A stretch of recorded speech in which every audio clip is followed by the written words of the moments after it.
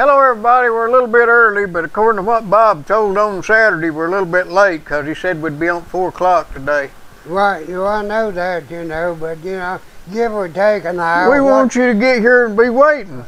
Give or take an hour, what difference does it make? We want you here waiting and all in sort of anxious anticipation. That's the biggest lie that's ever been told on the air. Especially on the Wild Bob Ronnie right. show. I don't know, you got Barack Obama up there telling how George Washington made liquor in the White House. Beer. Huh? Beer in the White House. Well, whatever, the White House wasn't even built.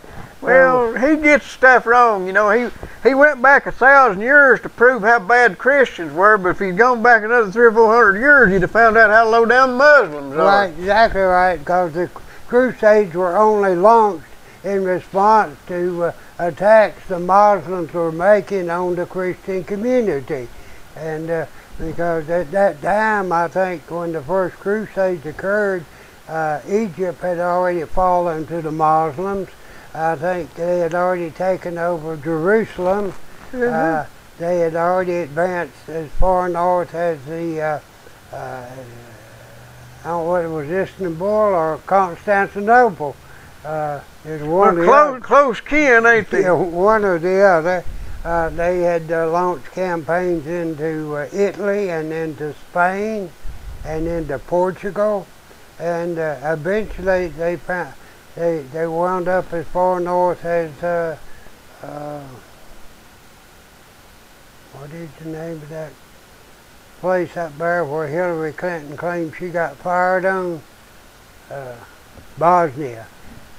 Well, first off, Mr. Henson's not with us today. His mom-in-law's an alien, and he's off taking care of family, but we miss him, and we hope everything works out good.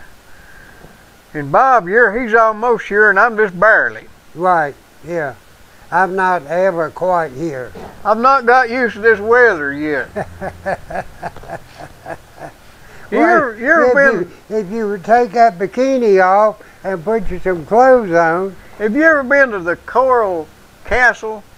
No. You know what I'm talking about? Yeah. That place where that guy made all them rods? Right. I never was any more disappointed than anything. Of course, I done found out enough that I decided it wasn't what I thought it was going to be, but I've seen shows, this guy, just impossible, the stuff he'd done, and had to have help from aliens like the pyramids and all. I didn't see anything there I couldn't have done if I'd have wanted to. I mean, I'm not saying he didn't accomplish a whole lot. He put up some heavy rocks, and he done some pretty amazing things for one guy, but it wasn't nothing there I couldn't do if I wanted to. But, I mean, I'm not taking away from his accomplishment. I'm just saying it was man-made, and he worked hard to make it. He didn't have no help from aliens from outer space, so he probably might have had a few Mexicans, but I doubt it. Well, I don't know, they might have had some Cubans. You reckon? I don't think the Cubans had made it yet. That's back in the 20s. He built it one place, and he was so far off the road he couldn't get no tourists, so he moved it. Right. And then he built some more. Well, I'm telling you, them aliens would have built it in the first place to start, right place to start with. You're right. Probably would have. Well, I've heard of it and seen pictures of it, but I never visited it, and probably never will.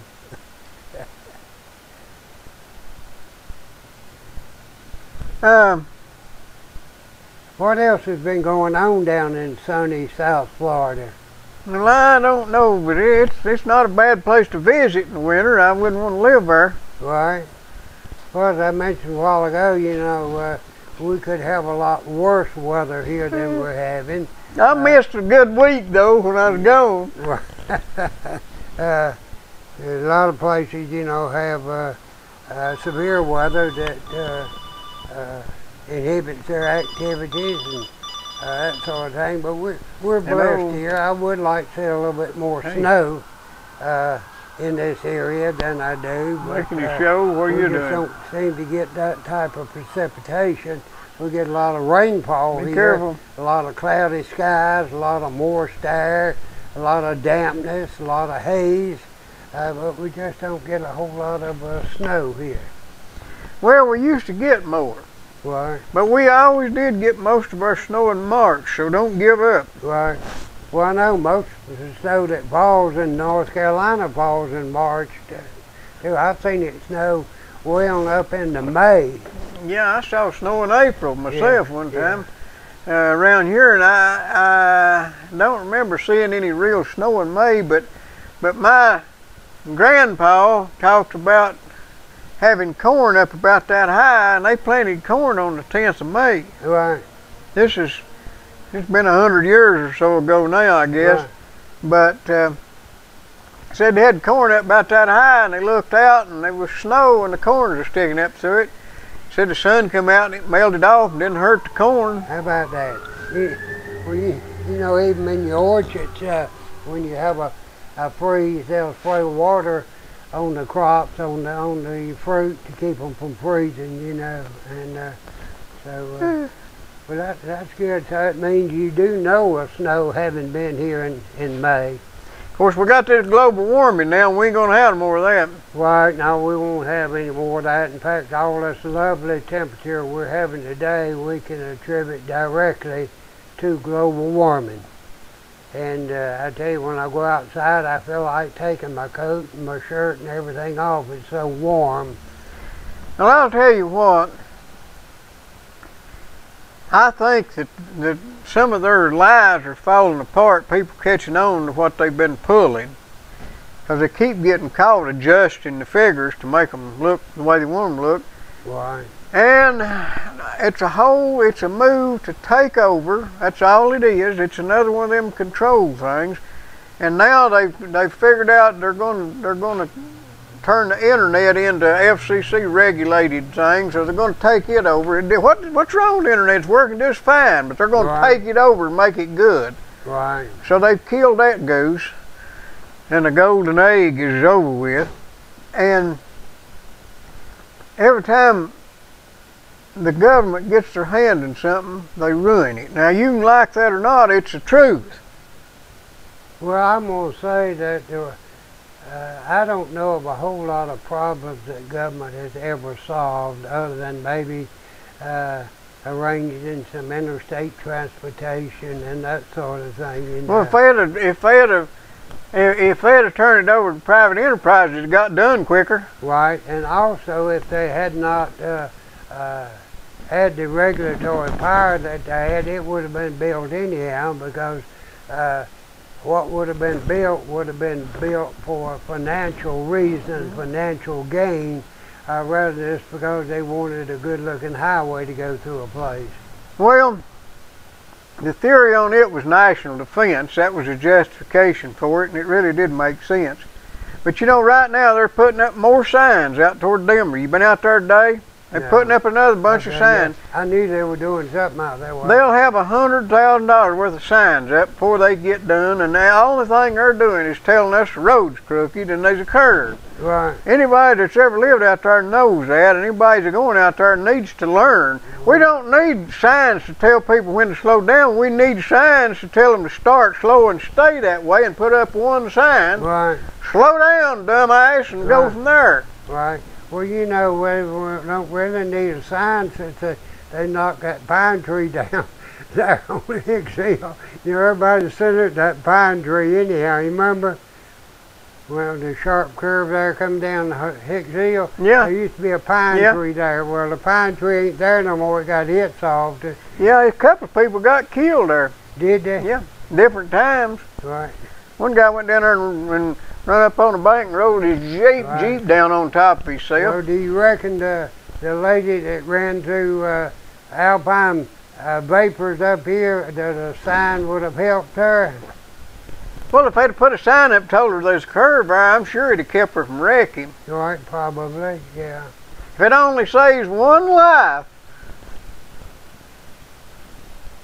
Exactly right. I still think that a sign, when you start out the road, that said this road is curvy, don't get over 30 miles an hour, and be careful, that's all they needed. Right.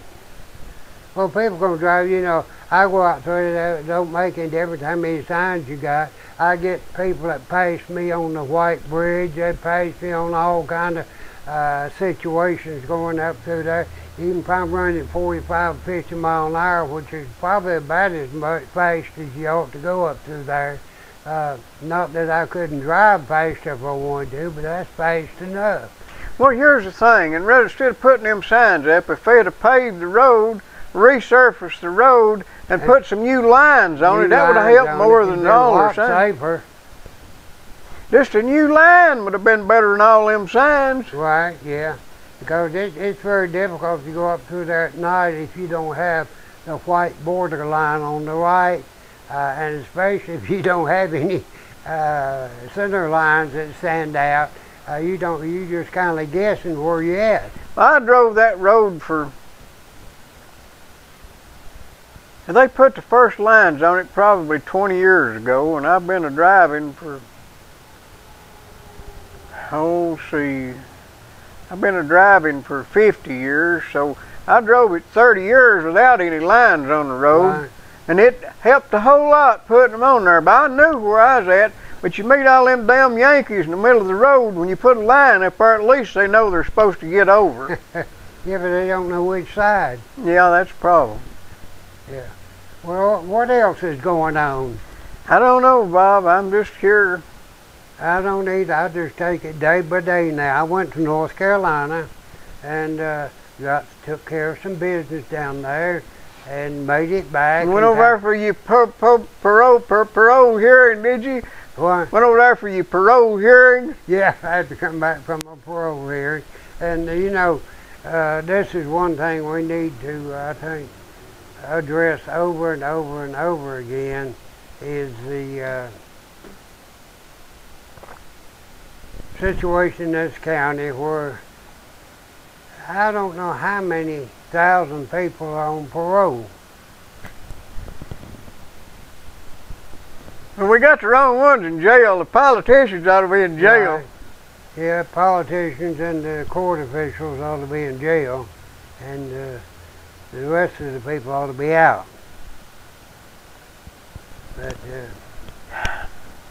well, I don't know. I was telling on the show Saturday. I know one family, they have well, there's 8 in the family, and there's 1 in jail and 5 on parole. That just leaves 2. Right. Well, they're not young. They're not old enough to get in trouble yet. No, one of them hadn't got caught yet. Oh. The other one is in a group home. You know, she's not mentally capable of being charged with a crime. But that's 6 of them paying $75 a month now. I think it's gone up from 50 to 75. They need it to, because their overhead, their cost for their materials was just running too high. That's it was. Yeah. Probably give everybody a raise. Right, yeah. So, you know, that's $500 some a month out of one family. That'll almost take their disability check from one of them. Yeah. Yeah. Don't know how they get by. Well, I guess the government, they feel like, well, the government's paying that money out, that the government ought to have that money back. Hmm.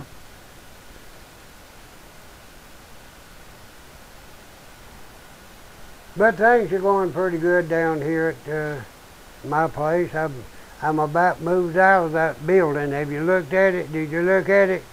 Yeah, I noticed it hollered out a little. We're going to launch that camper out there tomorrow, unless it's raining or something prohibits us. And then there ought to be a lot of room in there for storage. What you got in a little room? You got anything in it? I got a few little things in there, but not much. I'd move them out if I could decide where to put them. You got your barn full? Just about. No, How's your goats? Huh? How's your goats? My goats, I sold them. Sold them last weekend before I went to North Carolina. That's a shame. Huh? That's a shame. Yeah, it is. Your neighbor, what's he think about it? I don't know what he's going to have to do now. He's going to have nothing to do. You got any chickens? Got one. Well, that's enough. That'll get That's you in enough. jail. They have to keep him in contact with the sheriff's department. I don't know what to think about a man like that. He needs somebody to take him out behind the barn and have a long talk Well, with you him. know, I chased him up the road here one day. He run jumped in his truck and locked it. So, I mean, he's not, has no logic or no reason, you know. I told you the first thing he told me when I moved down there. I moved up here and I paid cash for that house. Money cash. I didn't just finance it. I didn't borrow any money on it. And first thing he told me, he said, I had two little girls, and one was 10, one was 8. And he says, I don't want them girls walking up that behind my house on the sidewalk to the store. I said, well, I'll see that they learn to walk in the road without getting run over. If it had been me, I would have said, don't you let your little girls walk out there that road. You make them use my sidewalk behind. What's wrong with that man? Well, you know, I don't really know. I know that he made. I was told that he made some improper advances to some underage girls up there when he run that store. Now, I don't know whether that's what made him cantankerous, because he did it, or because he didn't succeed. I don't know what to think about people like that. I believe in getting along with everybody as long as I can, and if I ain't getting along with them, I just want to shoot them and get over with it. Well, I saw him shoot neighbors' dogs up there, and he shot one so many times. I guess his dog died from lead poisoning, those lead pellets. Yeah. And it was Betty Freeman's dog, and little dog died up there in the entryway to my barn, and I carried it and buried it. I should have carried it down there to him, I guess, but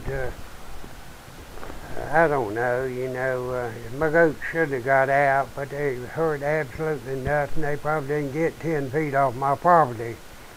And the reason the sheriff's giving me such a hard time, he just stayed on the phone with them, aggravated them till they come out there.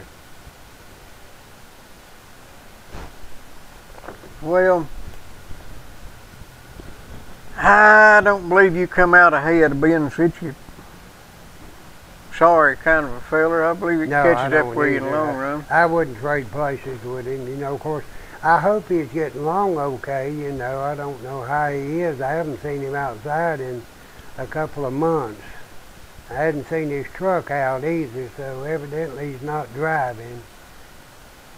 He will have absolutely nothing to do if I got rid of that chicken. Well, you might ought to do it so he won't have nothing to occupy his time. Right.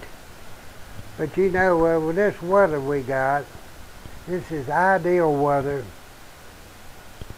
for a propane store. You mean like this right over here? The little heater there, I don't think it shows up in the picture we have here, but we're sitting here so comfortable using Von Digger Wilson's propane.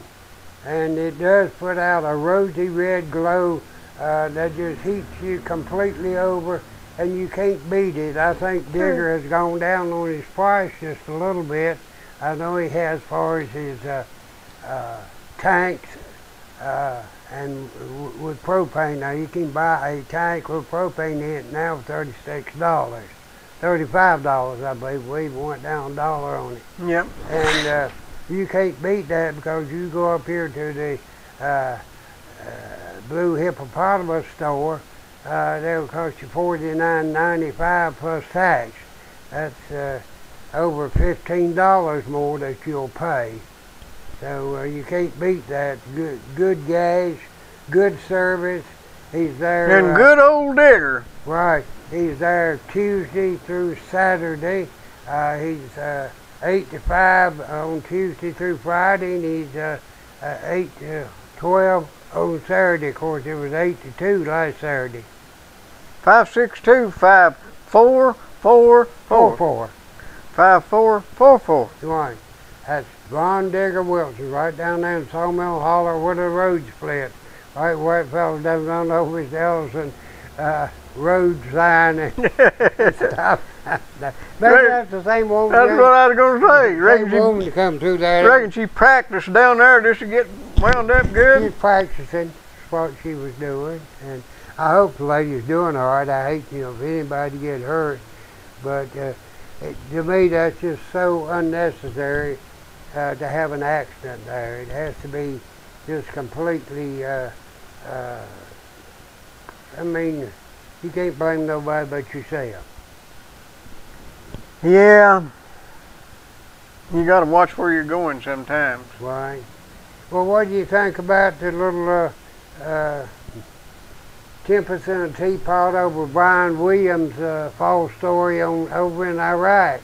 Well, he had a little problem down in New Orleans, too. Well, yeah, they found that fella floating face down. Yeah. In water. Everybody knows a man don't float face down. He has to float face up. Right. A woman float face down. Right. I guess. I think they caught him in so many lives, I believe he's done. I think what? I think he's done. Probably. I think he told too many lies. Right. Well, he read a pretty good newscast. Well, I know, but at $10 million a year, wasn't it? I could read a damn good newscast. I would practice up on my reading for $10 million. Yeah, I'd lose this hillbilly twang for that. Said that right. I'd even start speaking English. I'd sound like Edward R. Murrow. Yeah, I'd start speaking English, and I might even throw in a few Mexican words. I believe I could do it. Well, you got, the truth is you can't hardly believe too much that comes off the newscast. So many times it's slanted. And they got a thing right there where that girl that went over there to Syria as an aid worker, they killed her. Hey. Confirmed she's dead. What's wrong with people? If you're willing to go all the way over there to nose in other people's business because you want to do the humanitarian thing and you get killed, you ought to know better than to go. Well, that's true. You don't catch me going over there. Even if somebody wanted to use the washing machine or use dryer, I would not go to Syria to deliver it. Well, there's plenty to do around here.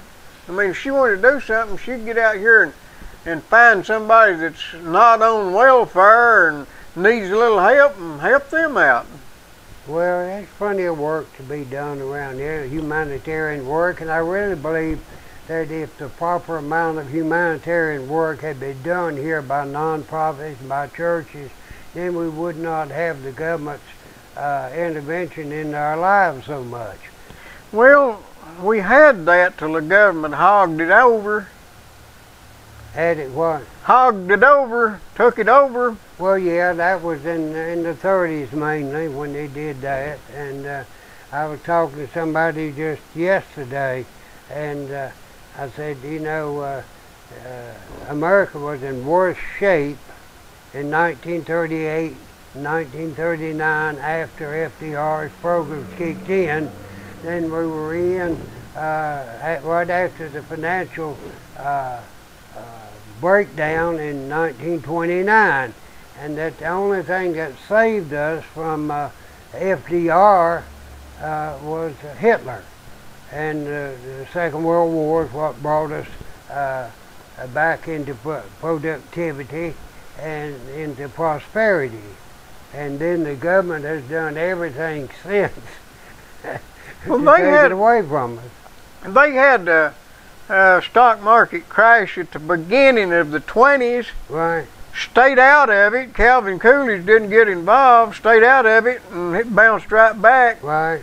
Hoover thought he had to do something. He went in there and made it worse, and FDR capped the stack. Right. You know, we were headed back into a deeper depression at the end of the 30s than we had been in. That's what I said, you know, things were worse in the end of the 30s as a result of mainly of FDR's policies. You need to, anybody out here believes that you ought to be able to mind your own business and own stuff and take care of it, needs to just read about what the TVA was all about.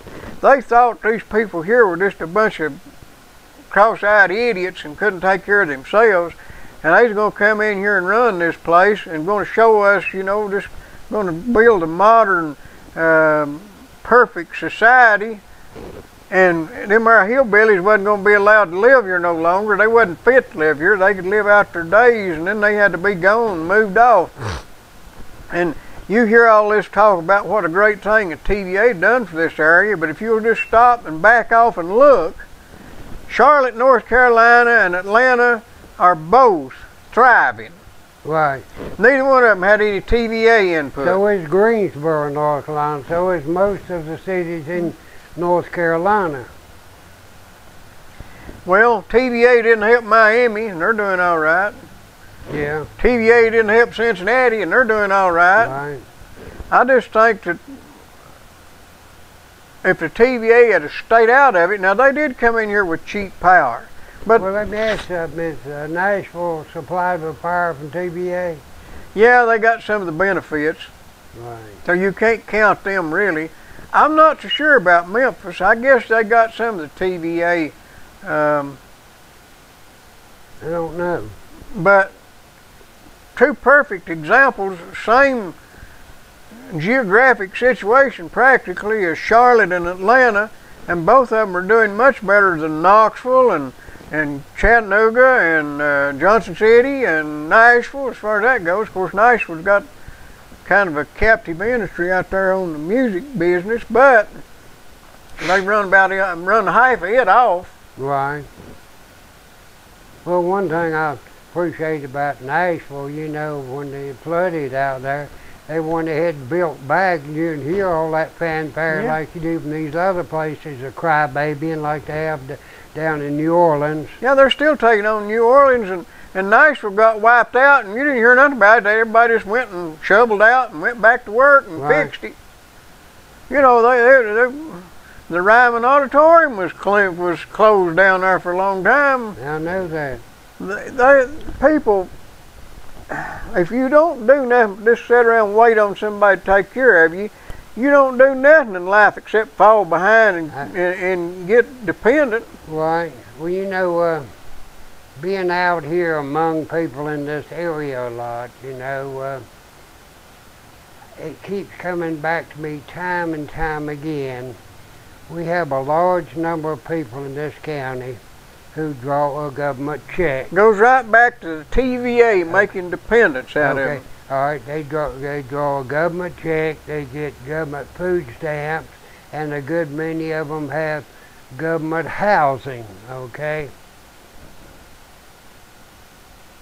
They draw their check, they go to the Suboxone clinic, they pay $390 for their visit, okay, which is nothing more to check and see what they got in a blood test and everything. Then they write them a prescription for Suboxone, okay. At one time, they could take that to the local drugstore and get 90 Suboxone tablets or strips, however they issued them, off their insurance, off their government Medicaid, okay. Now they've cut back where they provide 30, and if they need an additional 30, they buy them, okay. But with that program, they pay $370 or $80 for their prescription for the visit. They get 30 free. They go and sell that 30 for $20 to $25 a piece, okay. 30 of them at $20 a piece is $600. They've got $370 or $380 into uh, doctor's visit. So that means they got roughly $250 profit off of that. Well, they take that $250 profit and they go and buy 30 more Suboxones, which runs them $300. So they got $50 and 30 more Suboxones. And they take and sell those for 20 bucks a piece. That's $600 they got back off of a $50 investment there. They take the $580 they made off of that, $550 they made off of that, and plus selling their food stamps, which a lot of them get $200, $300, $400 a month food stamps. They go and sell that for half price. If they got $300 worth of food stamps, they sell it for $150.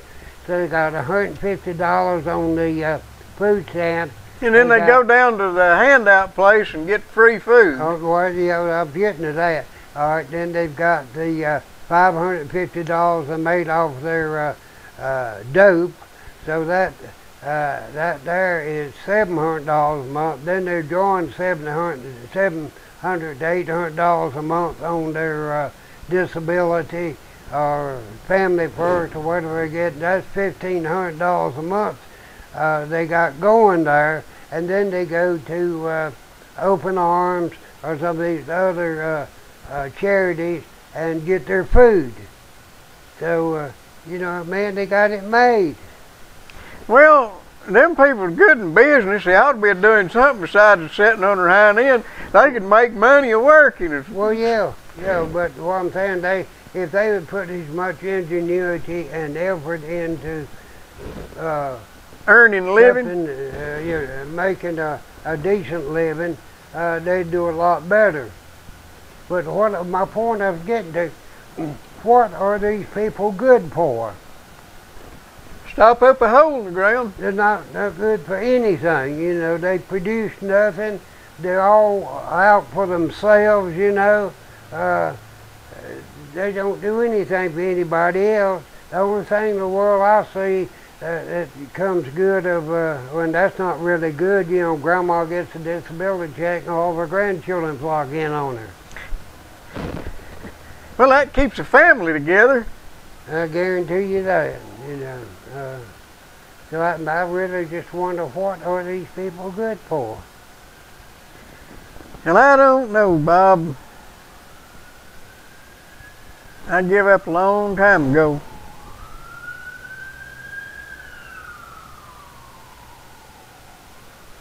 I do know that we've got a sponsor that drives them ambulances we've been hearing go through. Right. And if you get sick and need a ride to the hospital or need any sort of medical transport, you need to call Vital Care, Campbell County's own, privately owned ambulance service. They're not subsidized by the county. They don't go with their hat in their hand asking for more money. And our recently resigned EMS director said that Vital Care cherry picked. I don't know how you do that when they call you to come get them, and you got to go. You can't say, well, who are you? We don't know where we want to come yet or not. Me look you up. They don't do that. They go get them and they take good care of them. And the reason they're thriving is because they have to do that or they go out of business. Right. They have to work to suit the people. Right. So, if you need a ride, call 562-9370. That's Vital Care Medical Transport Facility. And most of the time you do not hear their sirens going. Most of the time they are transporting people in a very dignified manner from one medical facility to the other. If they'll haul Bob, they'll haul anybody. That's right. They almost got them for bootlegging when they haul me around. 562-9370. Right. They got almost 40 years experience in the business. Got modern equipment, excellent personnel. You can go over there. They've got they've taken that old rescue building over there behind the Baptist church on off of, what is that street there? What is that street? Beach Street? Huh? No, Beach? no, not Beach. The one that runs Indiana. Right behind the Indiana Baptist Church. Oh, yeah. They've taken our rescue facility and made a beautiful ambulance facility there. Most of their ambulances are kept inside. They're warm when they crank them up, and when you call them, they're ready to go. You got your taxes filled out yet, Bob? No. I'm going to try to get Al Sharpton's accountant to take care of mine. I won't have to pay none. Right. Maybe you can. Well, it wasn't too good because it wound up with Al owing. I know, but he didn't have to pay. Yeah, but if we owe, we're going to have to pay. Well, no, but if we quit paying, they'll invite us to the White House. Well, 48 times in 1 year. I couldn't go that often. Yeah, well, that's how many times Sharpton went. He went to the White House more often than the Secretary of State did. And Yeah. of course, Lois Lerner went more times than any of them. She went 132 times. And you tell me there was no collusion between the White House and the IRS? She went 132 times to the White House, 132 times to the Oval Office. Well, then she took the Fifth Amendment, so she didn't have to testify. Right, well, that's because they didn't have any pint. She wouldn't have taken a pint if she'd had to. Had to take a fifth. Right, yeah. So, I take a fifth myself once in a while. Well, we have just got some sorry politicians starting at the White House and they're working their way down to City Hall. Right. Have you ever talked to any of these liberals? They have absolutely no understanding of what's going on. There's no way to convince them how sorry Barack Obama is. You know, I've said it many a time. I could go over here and pull somebody out from under a bridge in Knoxville, Tennessee, and put them in the White House, and they'd do a better job than he's done. Well, you know, Ronald Reagan said that it wasn't what the liberals didn't know anything, it's that so much of what they knew was not right. Right. Well, that's very, very true, you know. None of them really realize. They don't even know, it doesn't bother them that Barack Obama can't get his facts straight.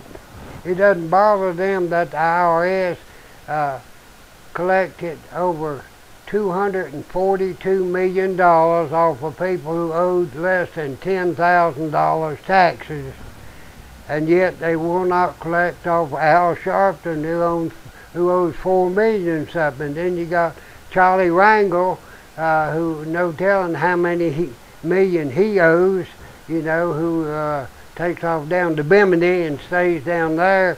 And then you had 100 and some IRS agents who owed taxes and wouldn't pay them.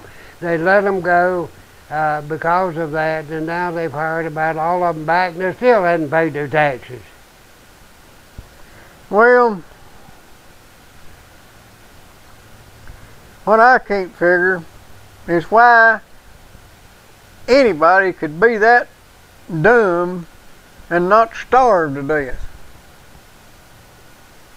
I talked to one the other day, bless her heart, I think the world all of a college graduate. Has no earthly idea, she's as liberal as anything I've ever talked to in this area. And she has no idea how corrupt. She did not realize, she said the only reason communism did not succeed because they never would give them a chance. I said, wouldn't give them a chance. I said, the people they subjugated and put under their yoke, I said, to the tune of 38 million people were killed by Joseph Stalin. I said, he's the second largest murderer in the world's history. I said, the first was Mao Zedong in China. He killed more people than that. I said, Hitler didn't hold a candle to those boys. No, what did she say? she didn't believe it. They was not interested in verifying it one way or the other. She didn't believe it because the mind, something that the mind cannot conceive, it will not register. Well, you know, everybody thinks I'm awful arrogant when I say this, but I say this in all sincerity. I firmly believe that if anybody disagrees with me politically, they're either uninformed, unintelligent, or crooked. Now, what I mean by crooked, if you think it's all right to steal from people, then you've got to go along with the liberals. If you think they don't encourage stealing, then you explain to me why it's all right for them to take something from one person and give it to the other at the point of a gun, but I'm not allowed to do that, and I don't want to. But if that ain't stealing, what is? It's just like you say you have a right to health care, which means you have a right to services of somebody that may not want to fool with you. You're going to go make a doctor do something for you, whether he wants to or not, whether he gets paid or not, because you have a right to his services. Don't he have a right to live and be left alone? Well, we have a constitutional guarantee that we have the right to life, liberty, and pursuit of happiness. Now, the pursuit of happiness is acquiring things or making a good living. I went to North Carolina this weekend. I'm not saying this bragging or anything, but I carried somebody from Campbell County with me. And we went by and saw 3 of my children while I was down there, which I only have 3 living. Now I have 1 dead. The first one we stopped at had a nice brick house. Her 15-year-old son, 16-year-old son, had a nice SUV that was his. He had probably a $5,000 four-wheeler. He had a herd of cows out there that was his. I think somewhere in the neighborhood of 10 to 15 beef cows. He had his own tractor, had a 20-something Ford diesel tractor, which is about a 70-some horsepower tractor. And he farmed that while he went to school, and he was a straight A student in a big consolidated university.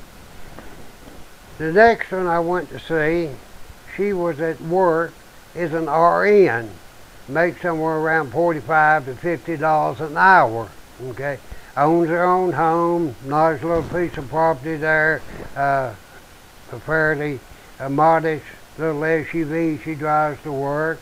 The third one I went to see worked out of her home now. She's a computer expert, and she works for people all over the world. And probably at one time she was making about $80,000 a year. I don't know if she reduced her income to stay at home. She has 2 boys, one that's 13 and one that's 10. And well, I know why you went now. Why?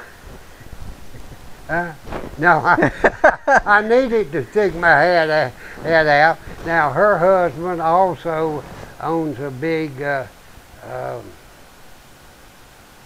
super market of lawnmowers and weed eaters and everything. I mean, bigger than anything here. Big as Lowe's. It's as big as Lowe's hardware up here almost. And I'm sure it's got, in some of the things they carry, they got a lot more than what. Which one's in the furniture business?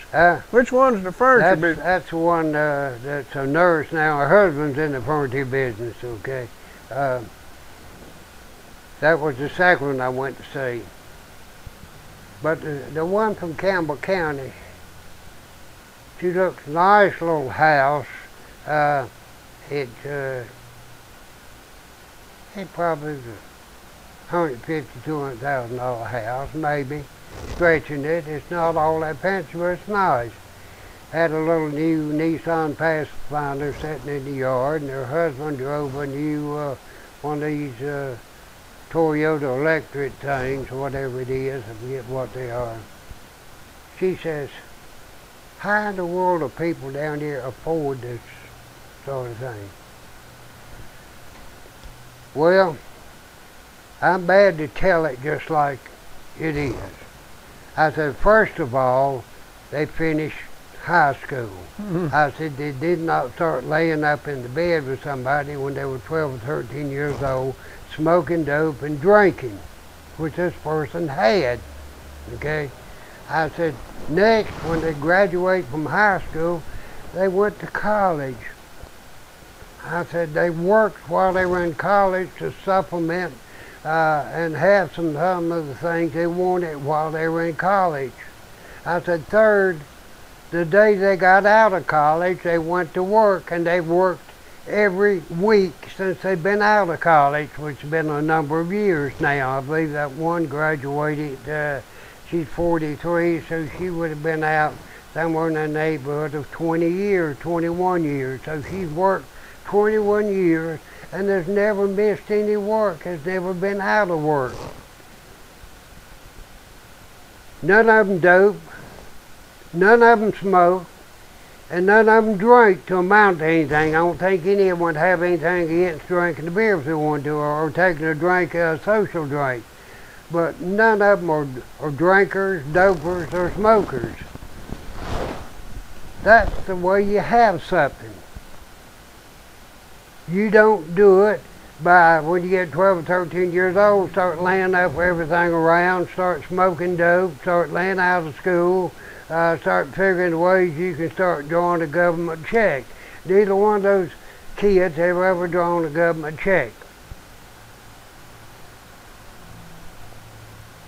Well, drat, Bob, you didn't do no good down there then. No, I know it, and you know I wasn't, and you wasn't either. We wasn't raised to go looking for somebody to do something for us. We was looking for somebody to leave us alone and let us do it. Right. Well, it's hard to do anymore. I know that. Most of what you hear about people is based on envy. All this your 1%er stuff are so jealous of people that's got money. Well, you know, you've got a bunch of money, you ought to give us some of it. No, you ought to get out there and work for it. I wish it right now, I wish there was 2,000 millionaires in La Follette, because they would have to spend some money. Right. But people don't see it that way. If you get ahead, they're mad at you because you got ahead. I think it was, I believe it was Thomas Jefferson that originally said that you cannot make the poor rich by making the rich poor. You cannot do it. You cannot take away from the rich and give it to poor people and make poor people well off.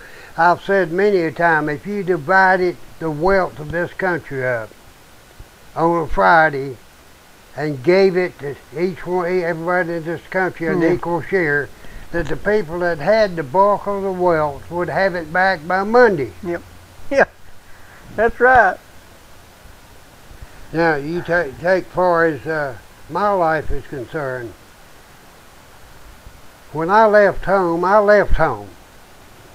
The only thing my mom and dad ever did for me, other than give me a good education, give me a good moral background, you know, gave me a house that didn't leak. They didn't furnish one that was necessarily warm in the winter. All that was warm, but yet I had a good dog. You know, I had a 2 or 3 dog night. You know, and I always had good food to eat. It may have not been what everybody wanted. You know, we ate a lot of basics. We ate a lot of beans. We ate a lot of chicken. We ate a lot of fish. My dad did not believe in eating pork or red meat at all, and we never had it in our house. He also didn't believe in eating sweets, because he said he had arthritis so bad in 1924 that he couldn't hardly move his arms or anything. He said he quit eating sweets, and he got okay, and he worked for 43 years and never missed a day's work. But when I left home, my dad did give me 6 cows, and I started a herd, and I brought it up. I ran an average of about 35, 36 head of cattle for many a year there. But you know, if you had that now and sell them off a piece at a time, you'd be fixed for life. Even if you was a young man. That's about the truth. But when I left home, I never went back home. I never asked my mom and dad for anything. But when they got old and needed someplace to go, I told them, I said, before you get down and can't get around anything, I said, how about coming down and living with us so we can enjoy you? So they come down and live with me for 12 years.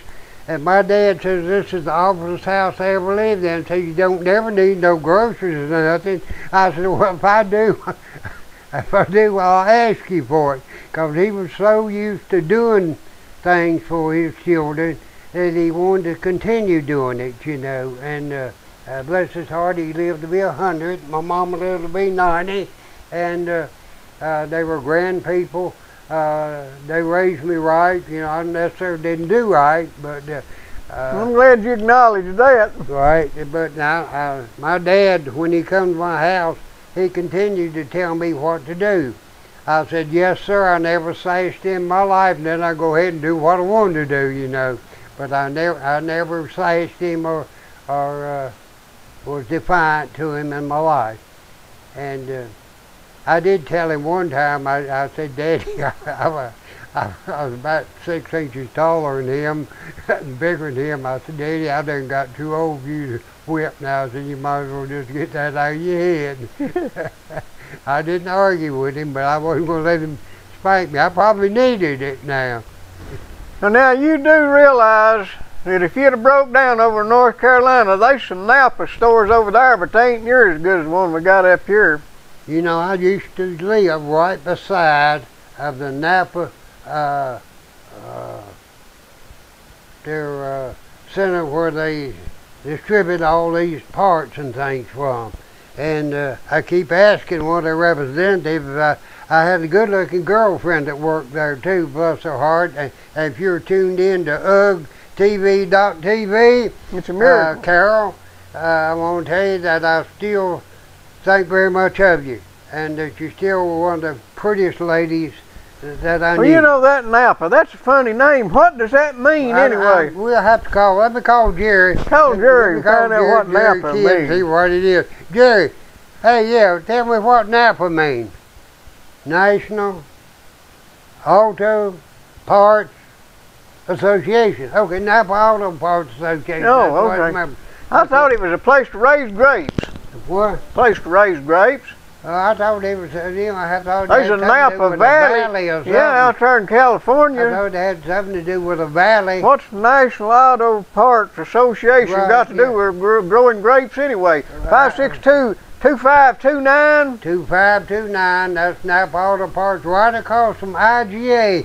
You know, and I told you that I knew the guy that is the CEO of IGA, didn't I? I swear Bob knows everybody. I considered him kind of a ne'er-do-well when I knew him then. He was always bobbing around from one job to the other. It looked like me, he was always trying to find something that was real lucrative to do. They didn't have to work too much.